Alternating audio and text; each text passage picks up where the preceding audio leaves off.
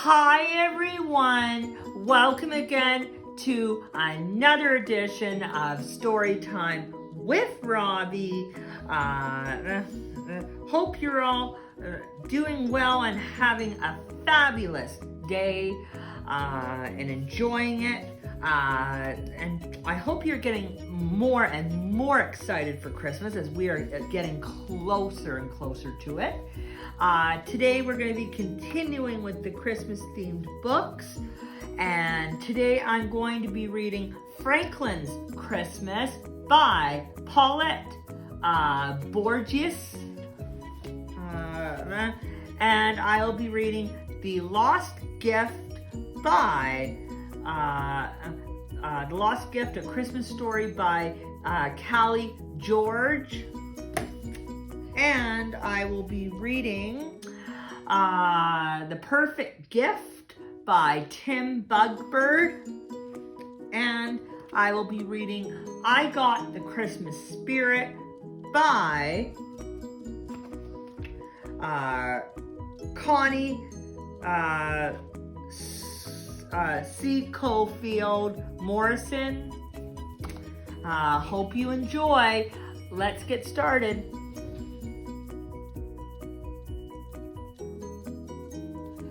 Alrighty, everybody. The first Christmas themed book I'm going to read today is Franklin's Christmas Gift by Paulette Borges. Here we go. Franklin loved Christmas. He could name all of Santa's reindeer. He could tie ribbons into bows and play Silent Night on his recorder. Franklin liked to give presents and to receive them, but this year he couldn't decide what to give to the Christmas toy drive. Every December, the students in Mr. Owl's class donated toys for needy families. The toys could be new or carefully used. When Mr. Owl put out the collection box, everyone was excited. They had 3 days to choose the perfect gifts to give. That evening, Franklin dug through his toys. He picked up a shiny red car. "I remember this," he said, wheeling it around. Vroom! Next, Franklin pulled out a stuffed elephant and held her tight. "I wondered where you'd gone," he cried. Then Franklin found his best green marble. It had been missing for weeks. "Fantastic!" he shouted. Franklin loved his marbles. He had won every marble in his collection, and each one was beautiful. Franklin picked through the rest of the toys. He decided to keep everything but a rusty truck with a missing wheel. Franklin asked his father to help him fix the truck. "We can try," said his father, "but it won't look new or even gently used. It's all I have. Everything else is too special to give away." "I'd like you to think about that," said Franklin's father. "Christmas is a time to be generous." The next day at school, Franklin asked his friends what they were giving. Beaver was donating her big book of questions and answers. "I already know all the answers," she boasted. "I'm giving a puzzle," said Bear. "I only did it once." Franklin frowned. "I'm giving a truck, I think." He had 2 days left to decide. But Franklin was too busy to think about the toy drive. He played the recorder in the school concert, made a card for Mr. Owl, and wrote a holiday story. "I'll pick a toy after school," he promised himself. When Franklin got home, there was a gift for him under the tree. It was from Great Aunt Harriet. Franklin was so excited that he forgot all about choosing a gift for the toy drive. Franklin squeezed the present and shook it. "No peeking," laughed his mother. "Do you know what it is?" asked Franklin eagerly. "It must be something special," his mother smiled. "Great Aunt Harriet always gives presents that mean something to you and to her, like last year," said Franklin. Great Aunt Harriet knew that he loved to put on plays, and she gave him 2 puppets that had been hers when she was little. It was one of Franklin's best presents ever.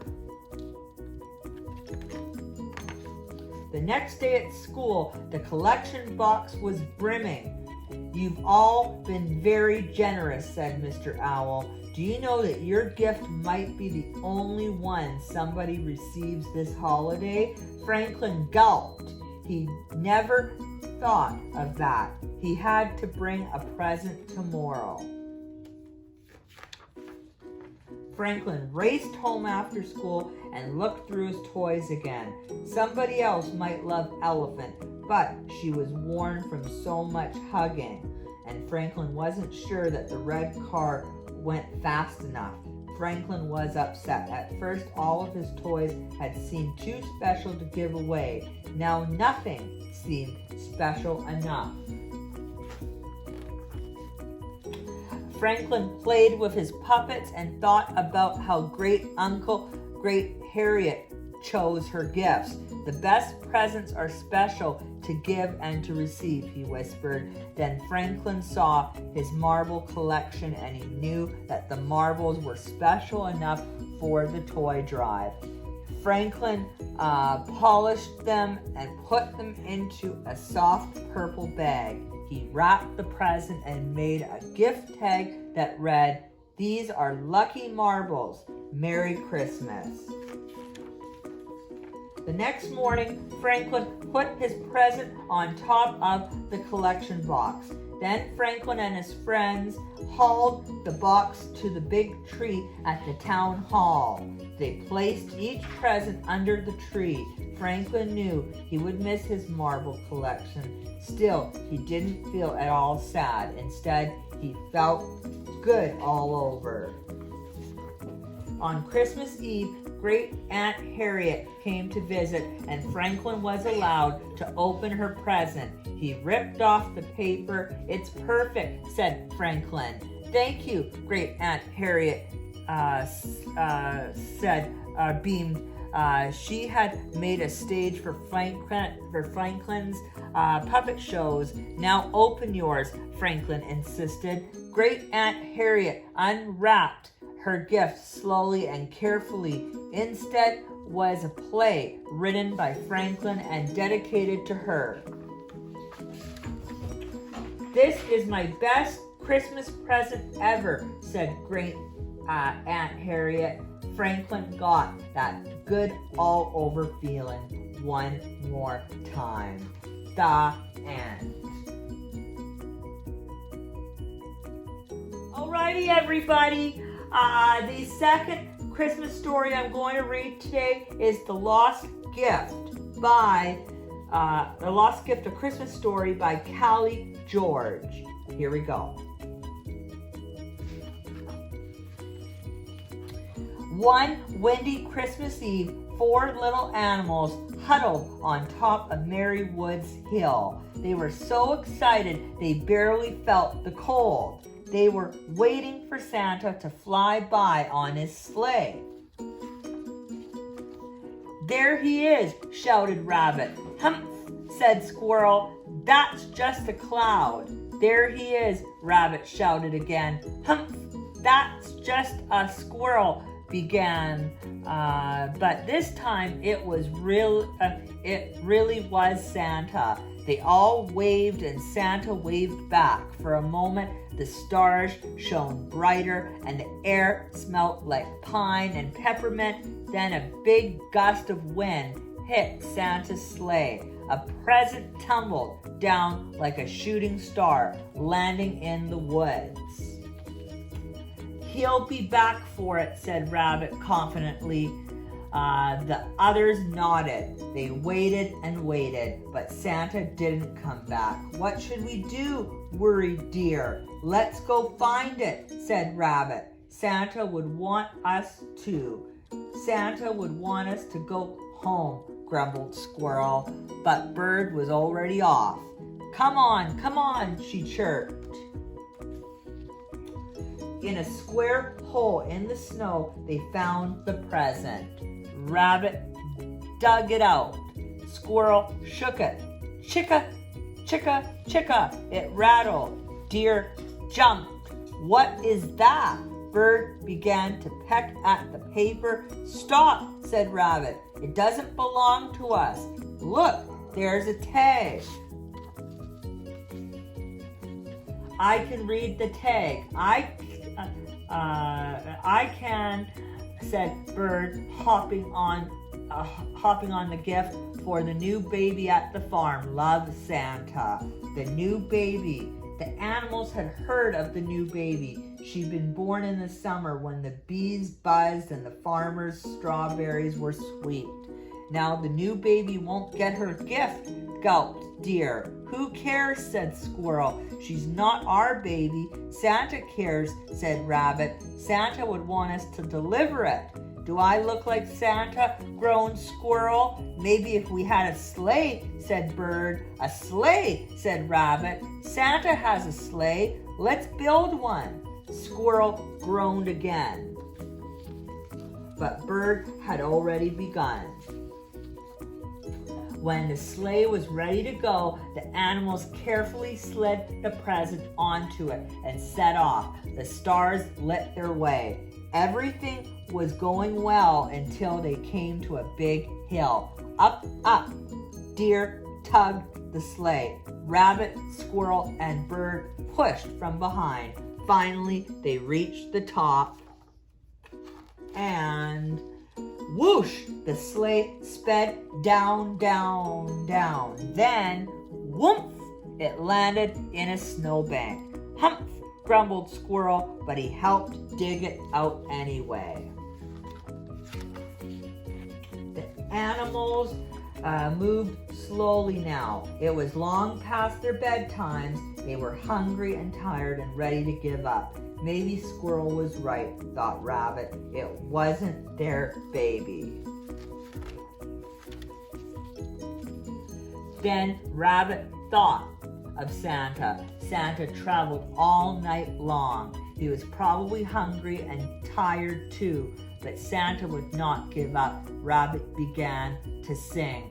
Dashing through the snow, we are all on our way through the merry woods, pulling our own sleigh. Soon, Bird, Deer, and even Squirrel were singing along. At last, they reached the farmhouse. Deer pulled the sleigh onto the porch. Clip, clop, went his hooves. Shh, said Squirrel, but it was too late. They heard the new baby cry. Who's there? Came a man's voice. The animals leapt off the porch and hid. They watched the farmer open the door, holding the crying baby. What's this? Said the farmer. He looked down at the gift, but the new baby looked out into the night. Did she see them? The animals held their breath as the farmer picked up the gift and read the tag. From Santa, he said to the baby. Let's go open it. They went back inside. What is this? Asked Deer. I can see it. I can, said Bird. It's a stick, groaned Squirrel. A lumpy old stick. A stick isn't a gift. Even Rabbit was disappointed, but the new baby grabbed the stick and shook it. Chicka, chicka, chicka, they heard faintly through the glass. Great, said Squirrel, a noisy, lumpy stick. They all stared through the window at the new baby, and the new baby stared back. She was smiling right at them. For a moment, it felt as though sunshine warmed the wintry air. Suddenly, it didn't matter that the gift was a stick. It made the new baby happy, and that made the animals happy. Snow fell softly as the animals headed home, frosting their feathers and fur. They were too tired to talk, too hungry to sing, but no one complained, not even Squirrel. Above them, the stars slipped away and the sky lightened, welcoming Christmas Day. When the animals got home, they couldn't believe their eyes. There was another gift. "Great!" groaned Squirrel. "Not again!" Bird read the tag. "For my animal helpers. Merry Christmas. Love, Santa." "It's for us," said Deer. "Really?" wondered Squirrel. "But how did he know?" "Santa always knows," said Rabbit. The end. Alrighty, everybody. The third Christmas story I'm going to read today is The Perfect Gift by Tim Bugbird. Here we go. 3 days before Christmas, little Squeak was playing in the forest when he saw a beautiful acorn. "This will be the perfect gift for Big," he thought. Little Squeak carefully wrapped the acorn in a golden leaf and hid it in the hollow of an old tree trunk.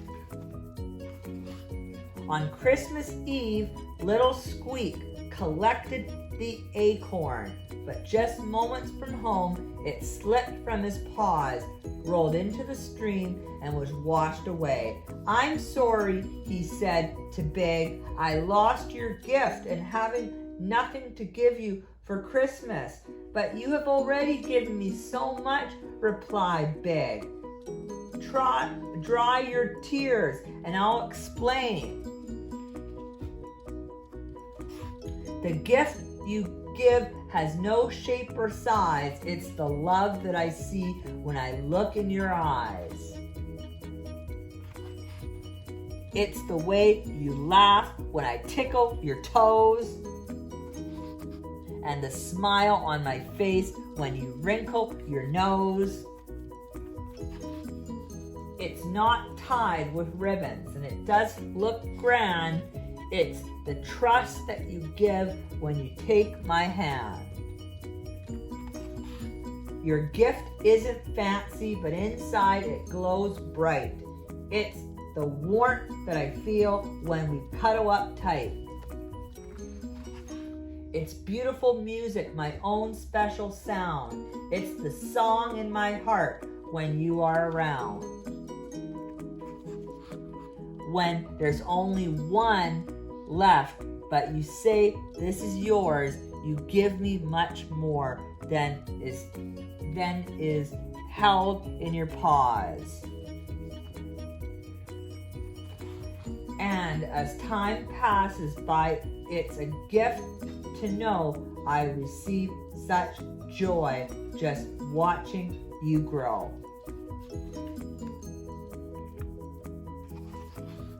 So we'll hang up our stockings, but remember what's true. I have all that I need. The perfect gift is you. In the distance, a clock struck 12. It was Christmas Day. Little Squeak and Big looked up at the stars. "Thank you," said Little Squeak. "Thank you," said Big. That end.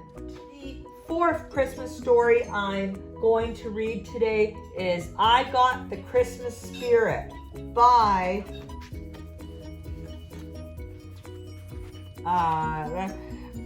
Connie Schofield Morrison. Here we go. I woke up to the spirit of the season. Rise and shine. I heard the spirit in the air. Ding dong ding. I've been saving the spirit all year long. Jingle jingle. I sang the spirit from my heart. Fa la la la la la la la la. I tasted the sweet spirit crunch. Yum yum. I shivered as the spirit nipped my nose. Achoo! I swirled and twirled around the spirit. Swish, swish. I sparkled in the spirit of the lights. Bling, bling. I felt the spirit deep down in my soul. Mercy, mercy, sail 50. I chased the spirit through the store. Zoom, zing, unicorn. I wished for the spirit everywhere. Ho, ho, ho. I spread the spirit with my smile. Dazzle, dazzle. The spirit is here. The spirit is you. The spirit is to discover something new. Peace for all, good tidings and cheer. Let's live the spirit every day of the year. The end. Alrighty, everybody. Really hope you enjoyed these Christmas-themed books today. I know I did. Thank you so much again for joining me and for watching. It's always a pleasure being with you and reading to you. Please comment on the video as always and let me know what you think of the pics. I always like to hear your feedback. Have a really fabulous rest of your day, and I will see you here on the next edition of Story Time with Robbie. Until then, toodaloo.